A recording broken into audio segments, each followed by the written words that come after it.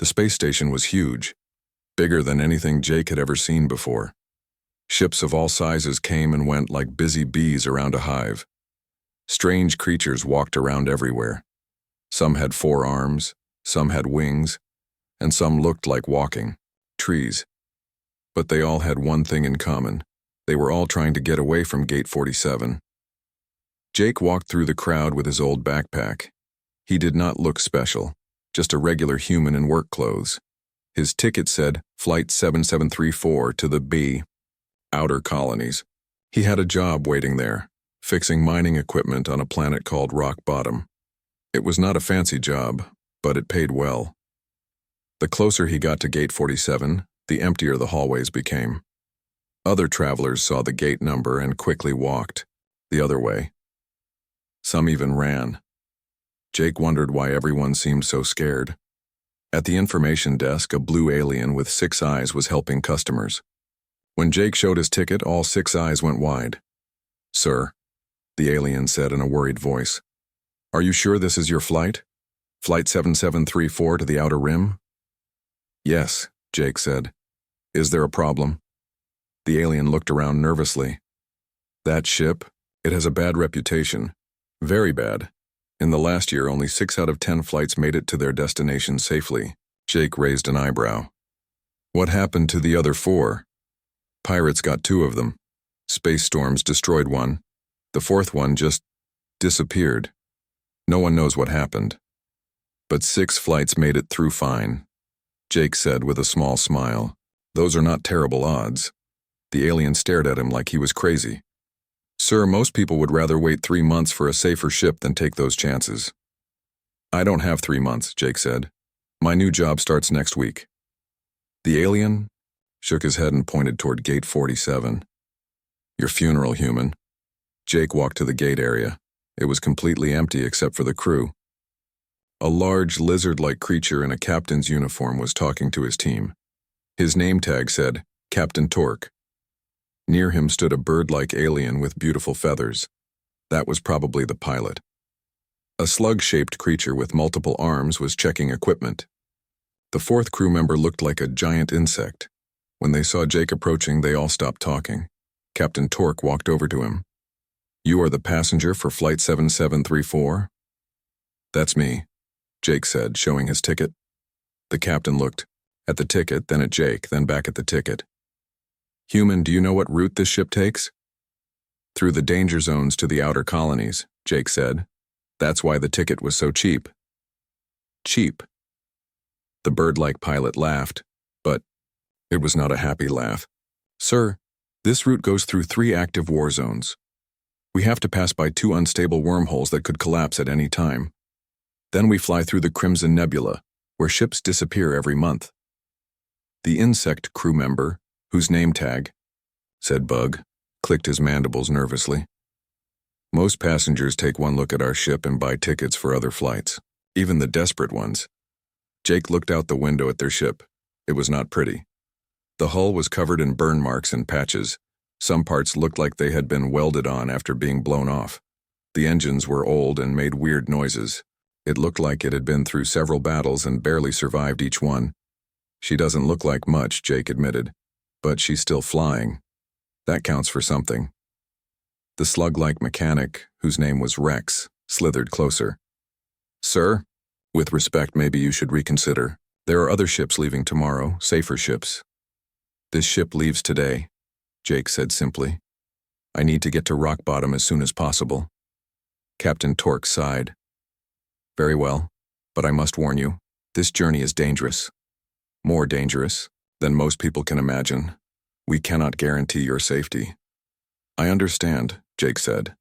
"I signed the papers. I know the risks." The crew looked at each other with worried expressions.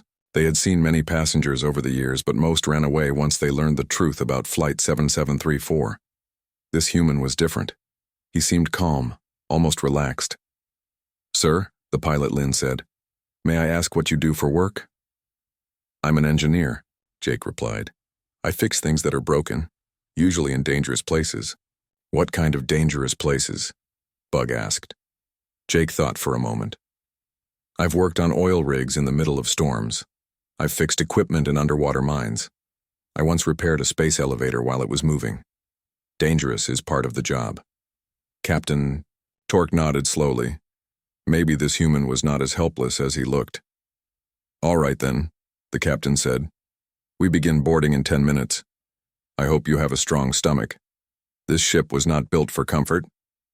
As Jake waited, he watched other passengers arrive at nearby gates, families with children heading to safe colony worlds, business travelers taking secure routes to core systems, rich tourists flying in luxury ships to exotic destinations. They all had better ships, better crews, and much safer journeys ahead of them. But none of them were going where Jake needed to go. The outer rim colonies were far from the safe routes. Only ships like Flight 7734 went there regularly. It was a rough service for rough places. A group of refugees approached Gate 47.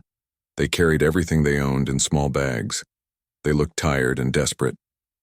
But when they saw the ship, they slowly backed away.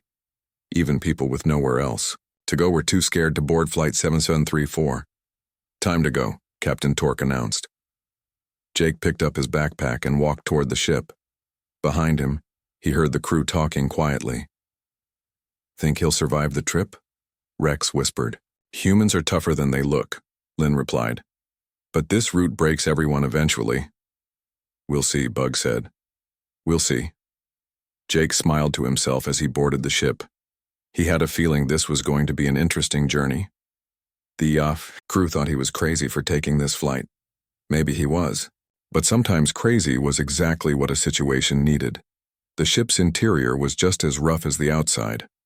Old metal walls, patched pipes, and the smell of oil and recycled air. It was not pretty, but it was functional. Jake had worked in worse places. As the ship prepared for departure, Jake found a seat and buckled in. Through the window, he could see the busy space station. Soon, they would leave all that safety behind and head into the unknown dangers of deep space. Most people would be terrified. Jake was excited. The ship shook as it left the space station. Jake felt the engines rumble beneath his feet. It was not a smooth takeoff like the fancy passenger ships. This felt more like riding inside a washing machine during an earthquake. But Jake had been on rough rides before. He just held onto his seat and waited for things to calm down. Captain Torque's voice came over the speakers. Attention, passenger. Yes, just one passenger. We are now leaving safe space. Our first stop will be the dark. Matterfield's in about 6 hours. Please stay in your seat until we clear the station traffic. Jake looked around the passenger area. It was built for 50 people, but he was completely alone. Rows and rows of empty seats stretched out around him. It felt strange, like being the only person in a movie theater. After an hour, the ship settled into a steady course. The shaking stopped, and Jake could hear the normal hum of engines and life support systems. He unbuckled his seatbelt and decided to explore. The ship was bigger than it looked from outside. There were cargo holds, crew quarters, a small kitchen, and even an observation deck with large windows. Everything was old but well maintained. Someone cared about this ship, even if it was not pretty. Jake found the crew on the bridge. Captain Torque was checking navigation charts while Lynn worked at the pilot controls. Bug was monitoring the engines and Rex was fixing something that was making clicking noises. How is our passenger doing? Captain Torque asked when he saw Jake. Fine, Jake said. Mind if I look around? I've never been on a ship like this before. Feel free, the captain said. Just don't touch anything important, and stay away from the engine room when we hit the dangerous zones. The radiation can be bad. Jake nodded and continued exploring. In the engine room, he found machines he recognized from his work on mining stations. The power systems were similar to ones he had repaired before. The life support equipment used technology he understood. This ship might look alien, but the basic engineering was familiar. You seem interested in our engines, Rex said, appearing behind Jake with his multiple arms full of tools. I work with similar systems, Jake explained. These look well maintained. Rex smiled or did something that looked like smiling with his slug-like face. I do my best, but this old ship has many problems. Something breaks every day. What kind of problems? Rex showed Jake a thick notebook filled with repair records. Power fluctuations in Sector 7, cooling system leaks in the cargo bay, navigation, computer crashes when we enter strong electromagnetic fields. Life support filters need changing every month instead of every 3 months. Jake looked through the notes. Rex was clearly a good mechanic, but he was fighting a losing battle against an aging ship. Have you tried rerouting the power through the backup systems when you hit the electromagnetic fields? Backup systems. Rex looked confused. We use those for emergencies only. On Earth ships, we learned to switch between main and backup systems regularly. It prevents overloads and gives each system time to cool down. Want me to show you? Rex's eyes lit up. Yes, please. For the next 2 hours, Jake and Rex worked together on the ship's systems. Jake showed Rex tricks he had learned from years of keeping old equipment running, simple solutions that did not require new parts or major repairs. Humans have good ideas, Rex said as they finished rerouting some power cables. Very practical. Meanwhile, on the bridge, Lynn was teaching Jake about space navigation. She showed him star charts and explained how they would travel through the dangerous zones. First, we pass through the dark matter fields, she said, pointing to a red area on the map. Dark matter makes our instruments go crazy. We have to fly mostly by sight. Then what? Jake asked. The radiation storms near the Gamma Nebula. We need special shields, and even then, some radiation gets through. After that, we enter the war zone where 3 different alien armies are fighting. They shoot at anything that moves. And after the war zone? Lynn's feathers ruffled nervously. The Crimson Nebula, that's the worst part. Ships go in and never come out, no one knows why. Jake studied the charts. The route looked impossible. No wonder most people refused to take this flight. But he noticed something interesting. These danger zones, they're not random, are they? There's a pattern. What do you mean? Captain Torque asked, joining the conversation. Jake traced the route with his finger. The dark matter fields move in cycles. The radiation storms follow solar activity. Even the war zones shift based on military strategies. If you time everything, right? There might be windows when it's safer to pass through. Bug clicked his mandibles thoughtfully. We never thought about timing. We just fly when we have cargo or passengers. Maybe that's why some flights don't make it, Jake suggested. Bad timing. The crew looked at each other. This human was thinking about their route in ways they had never considered. Suddenly, alarms started blaring. Red lights flashed on the bridge. What's happening? Jake asked. We're entering the dark matter fields, Captain Torque said grimly. Everyone hold on. This is where things get rough. The ship began to shake violently. Outside, the windows, space itself seemed to twist and bend. Stars appeared and disappeared in strange patterns. The navigation instruments spun wildly. I can't get a clear reading, Lynn said, struggling with her controls. The dark matter is interfering with everything. Sparks flew from a control panel near Jake. He smelled burning electronics. Rex rushed over with a fire extinguisher, but Jake was already looking at the damaged circuits.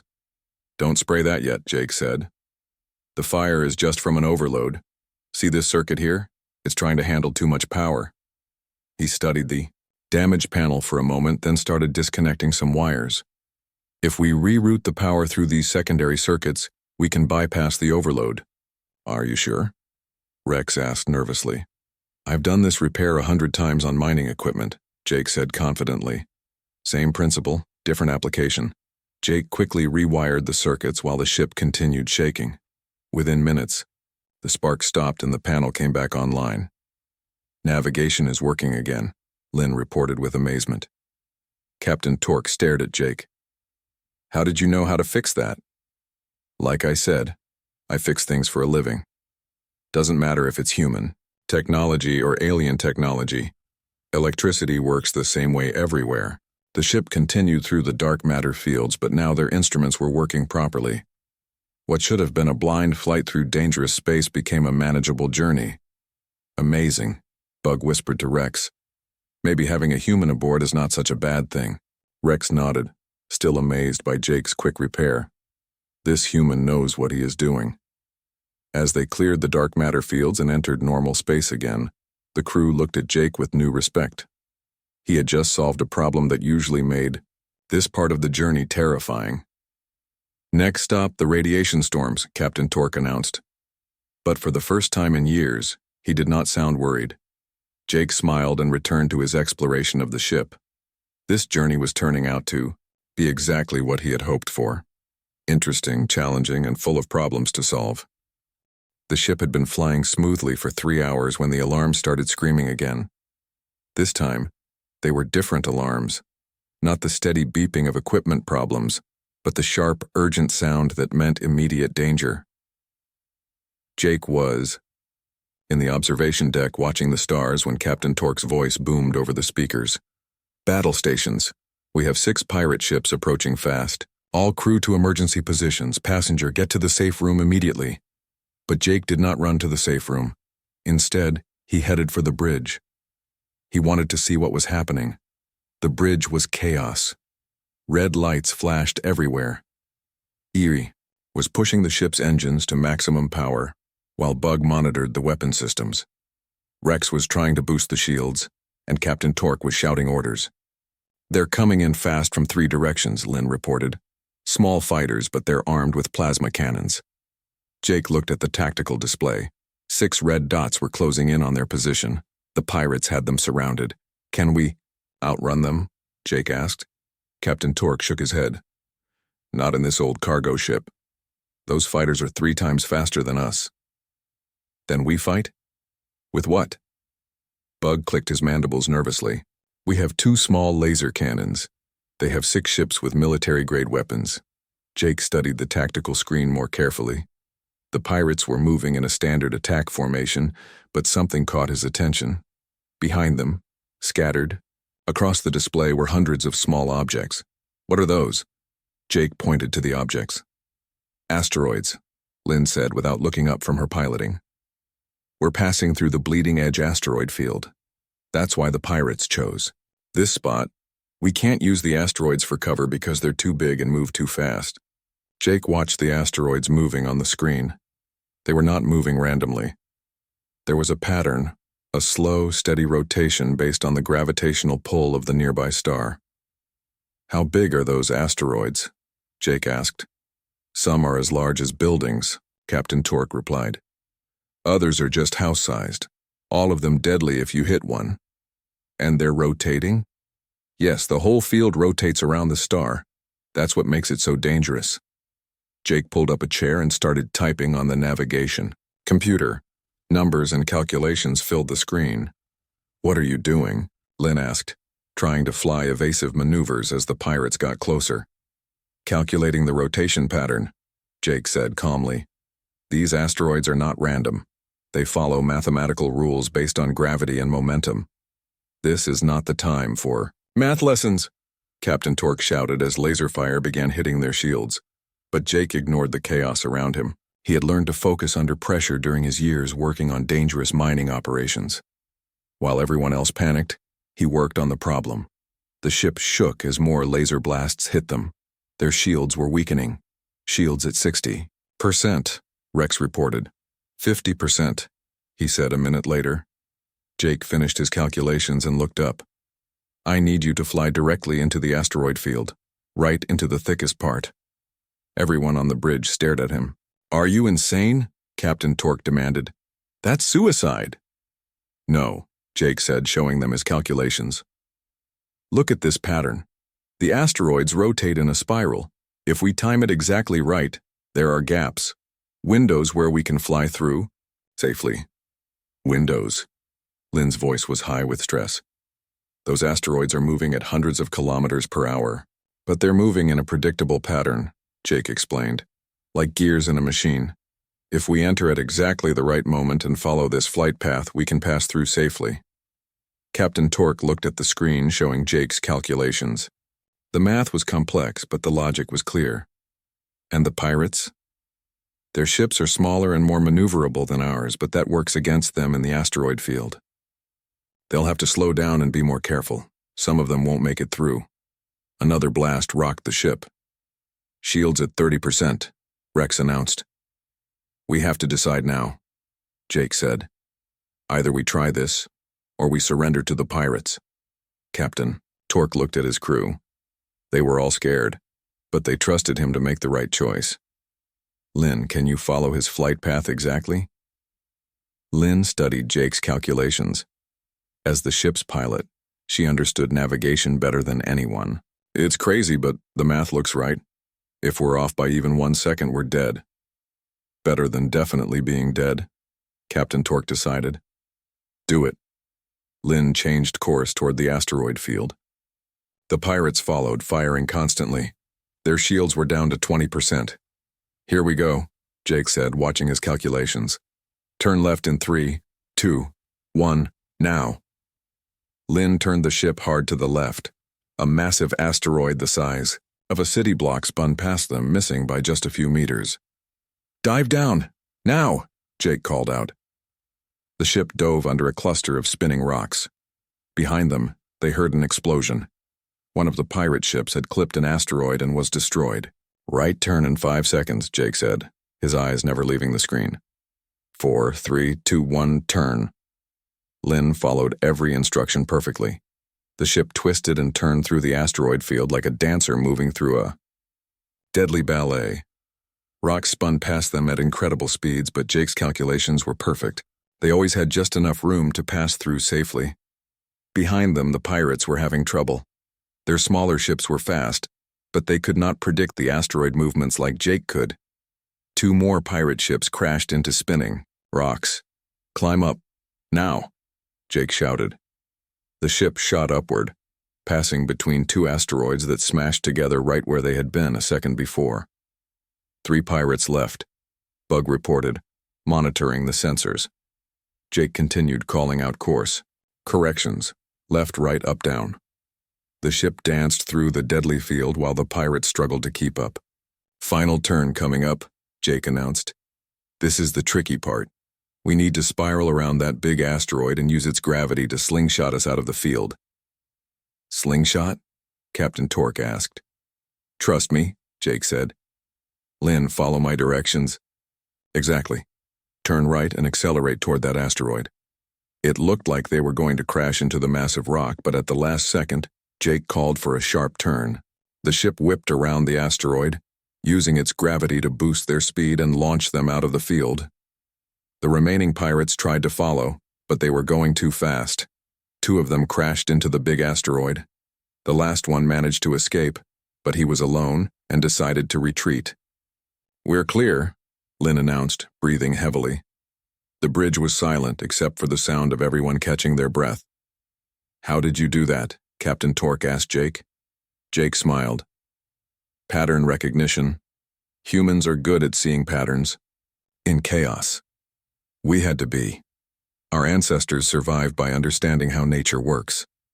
Rex looked at the tactical display showing their path through the asteroid field. "Incredible. You turned a death trap into an escape route." "Sometimes the most dangerous path is actually the safest," Jake said. "The pirates expected us to run away from the asteroids, not toward them." Captain Torque clapped Jake on the shoulder. "Remind me never to play chess with you, human." As they flew toward their next challenge, the crew looked at Jake with amazement. He had just saved all their lives using nothing but math and calm thinking. "What's our next obstacle?" Jake asked. "The, war zone," Captain Torque replied. 3 armies fighting over mining rights." Jake nodded. "Should be interesting." 2 days after the pirate attack, the ship approached the most dangerous part of their journey, the Crimson Nebula. Jake stood on the observation deck, watching the massive cloud of red gas growing larger ahead of them. It looked beautiful, like a cosmic rose blooming in space, but he knew it was deadly. Captain Torque joined him at the window. "That's where we lose most ships," he said quietly. "The nebula is full of electromagnetic storms that destroy our navigation systems. The gas is so thick that sensors become useless. Ships go in and never come out." "How do other ships navigate through it?" Jake asked. "They don't," the captain replied. "Most ships go around the nebula. That takes 3 extra weeks. We go through, because our passengers usually can't wait that long. But some of your flights have made it through successfully. Captain Torque nodded. About half, but those were lucky flights when the storms were calm. Today the storms are very active. Jake studied the swirling red clouds. Lightning flashed deep inside the nebula. Not regular lightning, but energy discharges that could fry every electronic system on the ship. How long does it take to cross through? Jake asked. 8 hours if everything goes perfectly. 12 hours if we get lost. Forever if we hit one of the spatial anomalies inside. Spatial anomalies. Tears in space itself. They appear without warning and can rip a ship apart instantly. Jake was quiet for a moment, thinking. What navigation methods do you use inside the nebula? Whatever works, Captain Torque said with a bitter laugh. Our computers crash within. The first hour. Our sensors show false readings. We basically fly blind and hope for the best. An hour later, they entered the outer edge of the Crimson Nebula. Almost immediately, the ship's lights began flickering. The navigation screens filled with static. Warning alarms started sounding throughout the ship. On the bridge, the crew was struggling with failing systems. Navigation computer is down, Lynn reported. Sensors are giving random readings, Bug added. Communication systems are dead, Rex announced. Captain Torque looked grim. We're flying blind now. Everyone pray to whatever gods you believe in. Jake watched the chaos for a few minutes, then spoke up. Captain, what if we turn off all the electronic systems? Everyone stared at him. Turn them off? Captain Torque asked. Then we'll have no way to navigate at all. No electronic way, Jake corrected. But there are other methods. What other methods? Lynn asked desperately. Jake smiled. Old-fashioned navigation, the kind humans used before we had computers.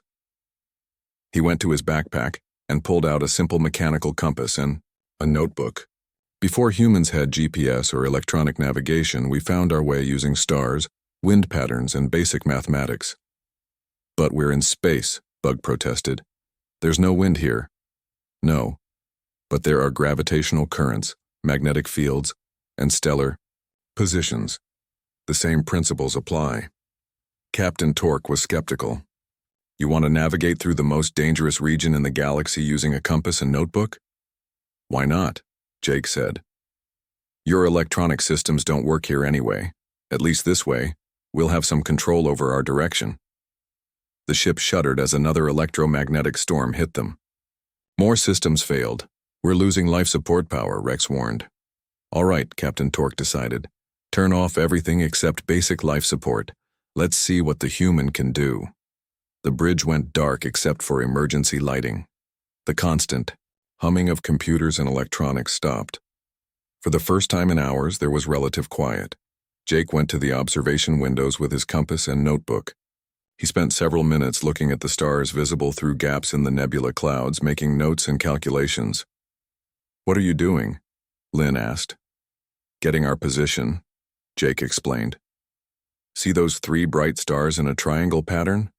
That's the navigator's triangle. By measuring the angles between them, I can calculate roughly where we are. He used his compass and a simple protractor to measure angles, then did math in his notebook. We're about here, he said, marking a spot on a star chart. And we need to go that direction to reach the exit. How can you be sure? Captain Torque asked. Jake pointed to another group of stars. Those stars form the Crown constellation. They're only visible from this angle when you're in the northern part of the nebula. And that bright red star over there? That's Crimson Giant. It's always exactly 47 degrees from the nebula's exit point. For the next 6 hours, Jake guided them through the nebula using nothing but stars, compass readings, and mathematics. Every hour, he took new measurements and adjusted their course. The nebula tried its best to confuse them. Electromagnetic storms made the compass spin wildly for minutes at a time. Thick gas clouds blocked their view of the stars. Strange energy fields made the ship drift off course. But Jake stayed calm. When the compass was useless, he used the position of distant galaxies visible through the nebula. When clouds blocked his view, he calculated their drift based on the ship's last known speed and direction. When energy fields pushed them off course, He compensated by adjusting their heading. "This is impossible," Lynn whispered as Jake made another course correction. "No one navigates by hand anymore. The calculations are too complex." "Not complex," Jake said, making notes in his book. "Just different. Humans did this for thousands of years before we had machines to do it for us." Bug was amazed. "You're doing in your head what our best computers can't do in this environment." "Computers need perfect information to work," Jake explained. "Humans can work with imperfect information. We're good at making educated guesses and adjusting as we go." As they moved deeper into the nebula, the crew began to relax. They were still in terrible danger. But for the first time, they felt like someone was in control of their situation. "How much further?" Captain Torque asked. Jake checked his calculations. "About 2 more hours if my math is right." "And if your math is wrong?" Jake smiled. "Then we'll be lost in here forever. But I don't think I'm wrong." The final 2 hours were the worst. The nebula seemed to know they were close to escaping and threw everything at them. Massive lightning storms that lit up the entire cloud. Gravity wells that tried to pull them off course. Spatial tiers that appeared right in front of them. But Jake guided them through each obstacle. When a spatial tear opened directly ahead, he quickly calculated a new route around it. When gravity wells tried to drag them toward a dead star, he used the pull to their advantage, slingshotting around it to increase their speed. Finally, after 8.5 hours in the nebula, they saw clear space ahead. "There's the exit," Lynn said with relief. As they emerged from the Crimson Nebula, the crew cheered. They had done something that most ships couldn't do. They had crossed the most dangerous region in the galaxy safely. Captain Torque powered up the electronic systems. Everything worked perfectly now that they were clear of the electromagnetic interference. "How did you learn to navigate like that?" Rex asked Jake. "My grandfather was a sailor on Earth's oceans," Jake replied. "He taught me that electronics can fail, but the stars are always there. You just have to know how to read them." The crew looked at Jake with wonder.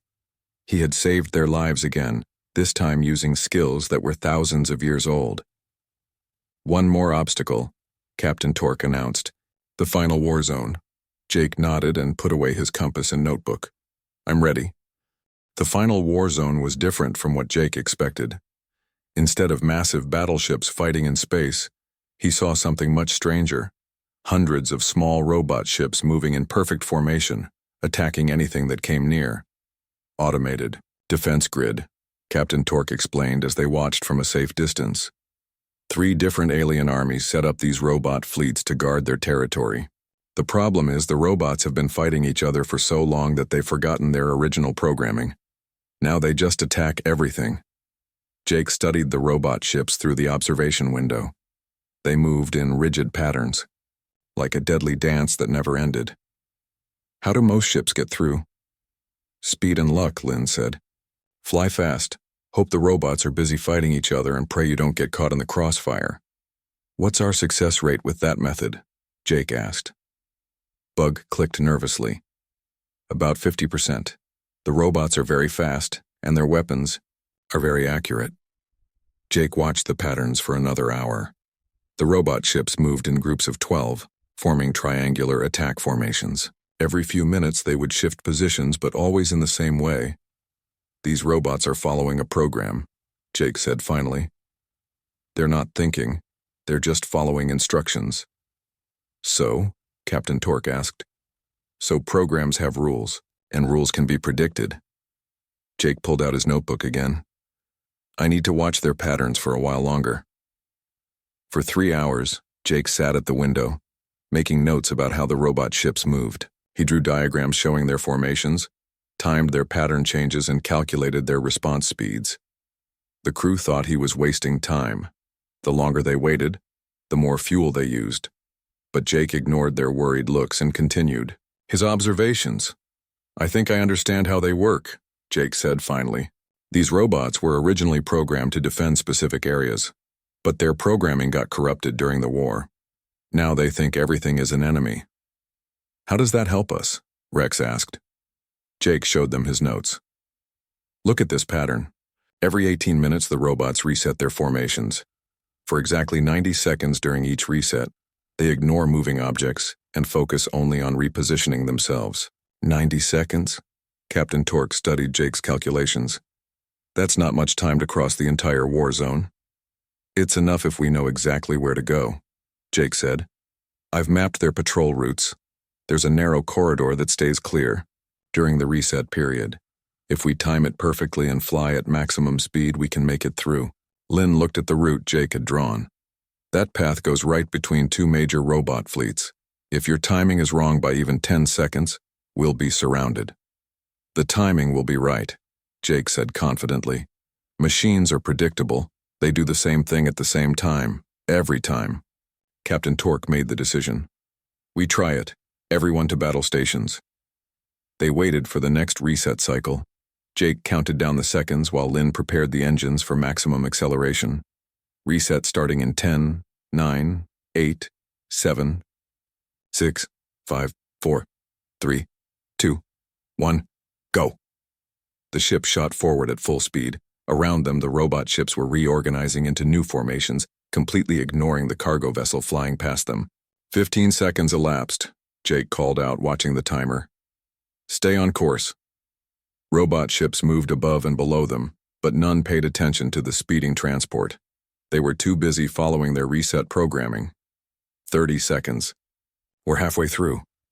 The ship flew between two massive robot formations.